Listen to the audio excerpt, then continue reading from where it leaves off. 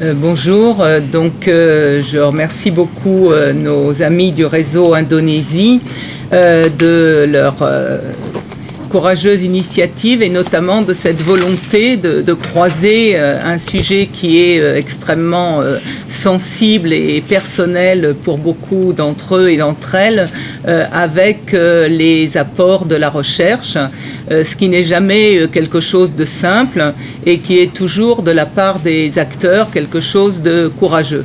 Mais je crois que nous sommes tous réunis ici parce que justement nous sommes d'accord sur l'importance de cette interaction. Ah, merci. Je ne vais pas reprendre, mais sur l'importance de l'interaction entre un engagement qui est un engagement de mémoire, qui peut être aussi un engagement militant, de lutte sociale, politique, et l'apport des recherches qui sont toujours des recherches qui elles-mêmes sont engagées dans leur temps, sont rendues possibles. Rémi Madinier vient de nous présenter la structure dans laquelle il travaille, plus ou moins par des structures qui accordent plus ou moins d'argent, plus ou moins d'intérêt à des espaces, à des temps ou à des formes d'histoire.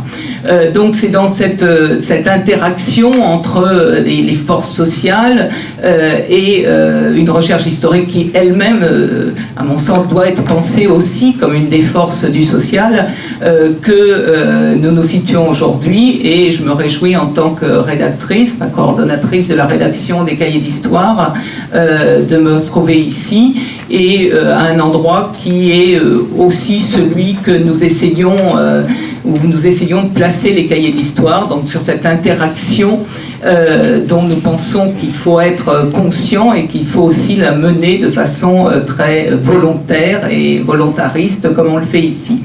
Donc confrontation très utile, confrontation qui est éminemment aussi toujours sur la limite de ce qui est supportable souvent pour les acteurs, les témoins, et justement d'autant plus engagée et courageuse. Donc moi-même je suis coordonnatrice des cahiers, c'est à ce titre comme partenaire et comme soutien actif, autant dans la mesure de nos moyens au réseau Indonésie que je suis ici, mais aussi parce que les questions de la colonisation, les questions des situations postcoloniales et aussi des conflits politiques nous intéressent au premier chef.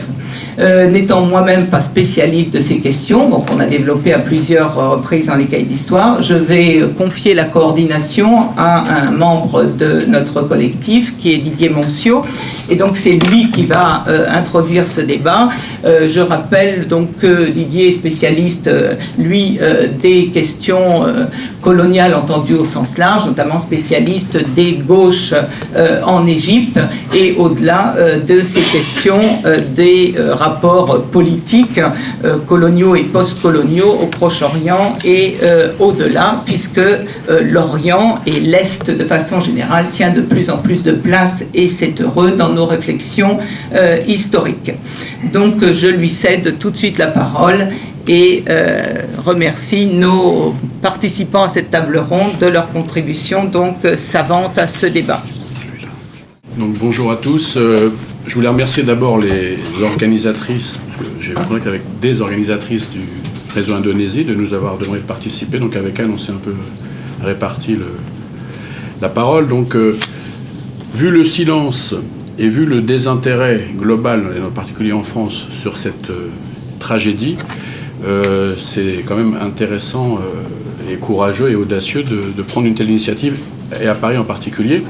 Alors il y a une espèce d'ironie cruelle, puisque le colloque se fait au moment où Benedict Anderson est mort il y a quelque temps, et il était, outre son travail sur le nationalisme, un historien de l'Indonésie, et il avait eu un lien avec la tragédie, puisqu'il avait publié un livre, et ensuite il avait été interdit de séjour en Indonésie, et c'était lié un peu à ces tragiques événements.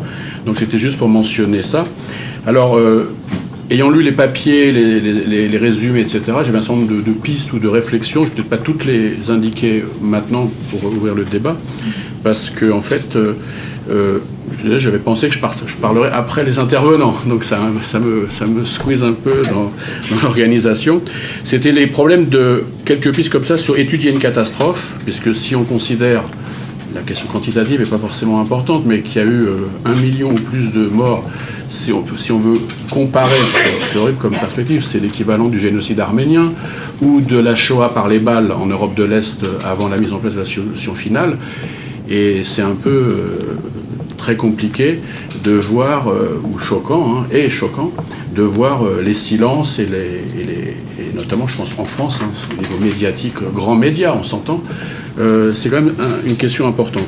La deuxième chose, c'est la difficulté de nommer. On appelle ça la difficulté de nommer, c'est-à-dire génocide, massacre. Il y a une intervention d'Alain Renaud autour de cette question-là, très importante et très compliquée au niveau histoire et historiographie. Sur le contexte de la guerre froide, alors parce que l'Indonésie a quand même 100 millions d'habitants en 1965, donc si on considère 1 million de morts, vous voyez ce que ça fait. Alors aujourd'hui, c'est 250 millions d'habitants. Mais en tout cas, c'est cette question-là. Sur la guerre froide, c'est toujours intéressant, donc Alain Rousseau va aborder cette question-là, c'est dans le contexte, parce que c'est toujours l'articulation entre facteurs locaux et facteurs internationaux, mondiaux ou régionaux, et c'est toute l'histoire de la situation post-Seconde Guerre mondiale, avec cette rivalité entre les États-Unis, puissance montante, et les anciennes puissances coloniales dans les différentes régions. Parce que ce qui se passe en Indonésie, je ne parle pas du génocide, mais je parle de cette rivalité avec la Grande-Bretagne, alliance-rivalité, se retrouve au Proche-Orient ou dans d'autres régions. Et on voit toute une série de questions comme le pacte de Bagdad, les alliances régionales, etc. Et quelque chose qui m'a toujours, que je lis sur l'Indonésie depuis assez longtemps, parce que ça m'a toujours intéressé, mais vraiment pas en spécialiste, c'est juste dans une perspective un peu comparative, parce qu'il y a des questions qui sont similaires avec l'Égypte, l'Irak, etc. C'est le rôle de l'Australie, par exemple, dans le sud-est asiatique, qui est souvent chez les Australiens, il y a beaucoup de chercheurs australiens qui travaillent là-dessus, donc c'est abordé, mais on n'y pense pas toujours. Sur l'histoire de l'Indonésie en elle-même, il y a toutes les tensions qu'il y a entre questions nationales, questions sociales, le rôle de l'armée, le rapport avec les alliances. Alors, il y a toutes les questions des nationalismes et des populismes. Alors, toute la question comparative n'est jamais évidente. Je fais une digression, mais je me souviens d'avoir conseillé à un chercheur égyptien de comparer le régime nassérien avec le régime brésilien de Vargas ou Perón en Argentine, tous ces régimes nationalistes de militaires. C'est un bon ami, donc il n'était pas content parce que chacun voulait garder sa spécificité. Mais il y a des choses qui sont... il y a peut-être des passerelles, des correspondances, des continuités. Sur l'histoire du communisme, alors, évoquer le Parti communiste indonésien, qui était le plus grand parti communiste hors régime, Union soviétique et Chine, c'est quand même pas rien, dans un pays du Sud, avec une influence énorme, comme on peut le connaître. Et en parler aussi à l'EHESS, c'est quand même aussi un petit peu ironique, parce qu'il y avait quand même un peu un désintérêt. Je ne veux pas parler de François Furet non plus, mais on pourrait quand même, il y avait un désintérêt pour tout ce qui est études de gauche. Et là, je vais faire une pique à ma collègue Anne, on travaille sur les gauches arabes, par exemple, et on est tout de suite ghettoisé. Et donc, je ne suis pas sûr que travailler sur la gauche indonésienne ne soit pas non plus stigmatisant, mais ça, c'est un autre problème, c'est une petite pique. Alors là, on pourrait revenir, parce qu'il y a quand même une historiographie nouvelle qui s'est mise en place depuis 15 ou 20 ans, peu en France, mais un petit peu quand même, et surtout à l'extérieur, sur les relations entre la dimension internationale et la dimension locale. Alors, je ne vais pas revenir là-dessus.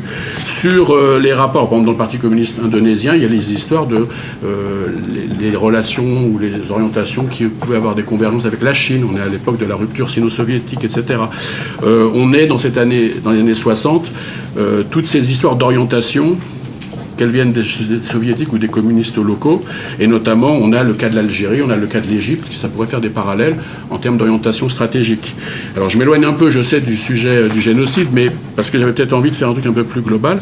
Après il y a la question justement par rapport à la difficulté de nommer, sur l'impunité, les silences. Alain Renaud, il parle des auteurs et du maître d'œuvre dans son papier, c'est très intéressant. Il considère l'armée le maître d'œuvre.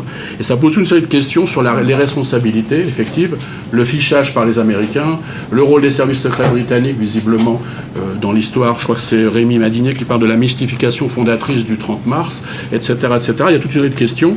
Le rôle de Suharto, qui va être abordé par le collègue de Leiden, et les victimes. Et toute une étude là qui est nécessaire. Et je pense aux lecteurs francophones, puisqu'on est en France, là il y a quand même il y a des travaux très intéressants, mais quand même peut-être peu ou pas assez, il y en a beaucoup plus en anglais, et ça peut être intéressant, ce colloque, de faire mieux connaître. Alors, je ne veux pas minimiser les historiens qui ont fait ça.